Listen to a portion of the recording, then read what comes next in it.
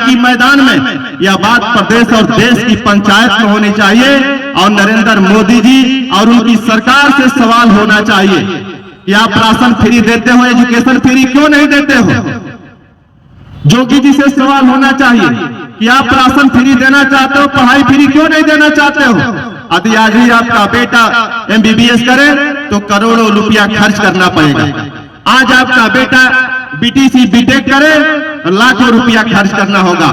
आज यदि आपका बेटा इंजीनियर बनना चाहता है तो उसके लिए 5-6 लाख रुपया खर्चा करना होगा। यदि आपका बेटा जाकर के कोचिंग करना चाहे तो कोचिंग के लाखों रुपया फीस लिए जाते हैं।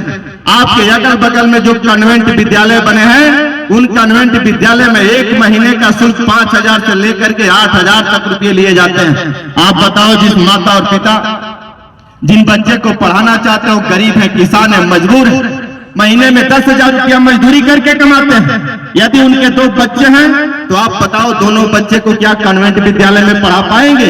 कभी नहीं पढ़ा पाएंगे।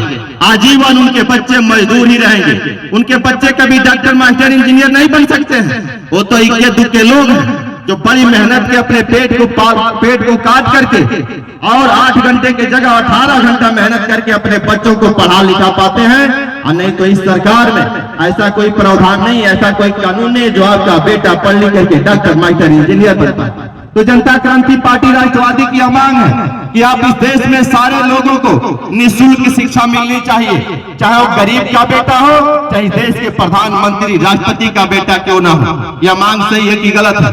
यदि यह मांग सही है तो आप समर्थन करिए और आप इस मांग को सारे जगहों पे कहिए कि हमें राशन मत दो, हमें शिक्षा फ्री दे दो, ताकि हम अपने बच्चे को पढ़ा सके और उसका जीवन खुशहाल हो सके। ये हम लोगों की लड़ाई है। आज हम लोग का एक और कार्यक्रम है, पृथ्वीराज चौहान जी के नाम से पृथ्वीराज चौहान जी की पूजा है। बहुत सारे लोग कहते होंगे कि ये पृथ्वीराज चौहान जी की पूजा आप कब से शुरू कर दिए।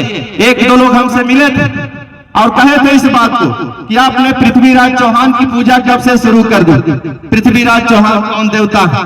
तो मैं तो पूछता हूं उन लोगों से, क्या आप अखबार पढ़े होंगे, टीवी में समाचार भी देखते होंगे, मोबाइल पे भी आता होगा। इस देश के प्रधानमंत्री माननीय नरेंद्र मोदी जी दिल्ली से चल करके बनारस जाते हैं, रविदास जी की पूजा करते हैं। दिल्ली से चल करके कुशीनगर जाते हैं, बुद्ध जी की पूजा करते हैं। दिल्ली से चल करके पहराई जाते हैं, महाराजा सुहेलदेव जी की पूजा करते हैं। दिल्ली से चल करके गुजरात जाते हैं, पटेल जी की पूजा करते हैं। दिल्ली से चल करके बंबई जाते हैं, शिवाजी महाराज की पूजा करते हैं। उसी तरह तमाम अन्य प्रदेशों में जाकर के तमाम अन्य महापुरुषों को याद करते हैं, उनकी पूजा करते हैं। तो अभी इस देश में हम लोगों ने देखा कि नरेंद्र मोदी जी सारे लोगों को सम्मान देते हैं, सारे लोगों की पूजा करते हैं, सारे लोगों की जयंती मनाते हैं, सारे लोगों की पुण्यतिथि मनाते हैं। लेकिन इस देश का अंत हिंदू सम्राट, मैं नहीं कह रहा, इतिहास कह रहा है।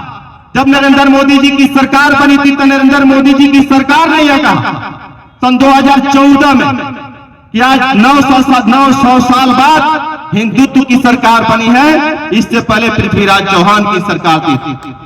900 साल बाद इनकी सरकार है, हिंदुत्व की सरकार है। लेकिन मैंने पूछा भारतीय जनता पार्टी के बहुत सारे नेताओं को कि आप बताओ कि नरेंद्र मोदी जी ने अंतिम हिंदू सम्राट पृथ्वीराज चौहान के चित्रों पे कभी फूल चढ़ाने का काम किया? नहीं किया। तब जाकर के हम लोगों ने संकल्प लिया कि यदि इस देश में अंबेडकर, रविदास, कालिदास, काशीदास, तुलसीदास, गांधी, गोडसे, सावरकर, सुहेलदेव, परशुराम, महावीर, बुद्ध, राम बाबा, शिवाजी, पटेल की पूजा हो सकती है तो आपके पूर्वज अंतिम हिंदू सम्राट पृथ्वीराज चौहान की भी पूजा होनी चाहिए। यह गलत है कि सही है? ये पूजा करेगा कौन? आपको करना होगा। हमने देखा कि हमने भी देखा कि अंबेडकर जी की मूर्ति लगी होती है तो अंबेडकर जी की पूजा होती है, उनकी जयंती मनती है, उनकी पुण्यतिथि मनती है। हम लोग भी जाते हैं, महाराजा सुहेलदेव जी का पूजा होता है, जयंती पुण्यतिथि मनती है तो हम लोग जाते हैं। और तमाम महापुरुषों की पूजा होती है, जयंती बनती है तो हम लोग जाते हैं। लेकिन हमारे पूर्वज पृथ्वीराज चौहान की पूजा नहीं होती है तो हम लोगों ने संकल्प लिया। माननीय मटरू चौहान, सुनील चौहान, करिया चौहान जैसे शरीफ सैकड़ों लोगों ने यह संकल्प लिया और पृथ्वीराज चौहान जी के नाम से पृथ्वीराज चौहान एकता महायज्ञ कराने का संकल्प लिया। और हम लोगों ने संकल्प ये लिया है कि उत्तर प्रदेश की धरती पे 108 पृथ्वीराज चौहान महायज्ञ कराएंगे। जान गंवा दी लेकिन हरगिज नहीं कबूल इस्लाम किया, हरगिज नहीं कबूल इस्लाम किया। आप उस पूर्वज के वंशज हैं, वो पृथ्वीराज चौहान थे।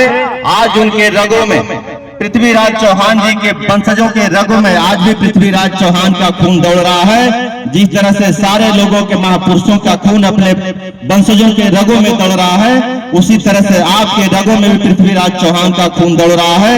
तो इस देश सेवा के भाव से और राष्ट्रवाद की भावना से आप देश के लिए काम करिए, देश को मजबूत करने का काम करिए। आप लोगों ने इतना कीमती समय दिया, कीमती समय दे करके इस कार्यक्रम को सफल बनाया। जिन वक्ताओं को बोलने का अवसर प्राप्त नहीं हो पाया, मैं उन लोगों से पुनः क्षमा चाहूंगा। जिनका नाम यदि छूट गया हो, मैं उनसे भी क्षमा चाहूंगा। आप लोगों से पुनः निवेदन करूंगा कि आप लोग अपनी लड़ाई को मजबूत करें, अपने एजेंडे की लड़ाई को लड़ें और अपनी ताकत को मजबूत करें। लोकतंत्र में संगठन की ताकत सबसे बड़ी है।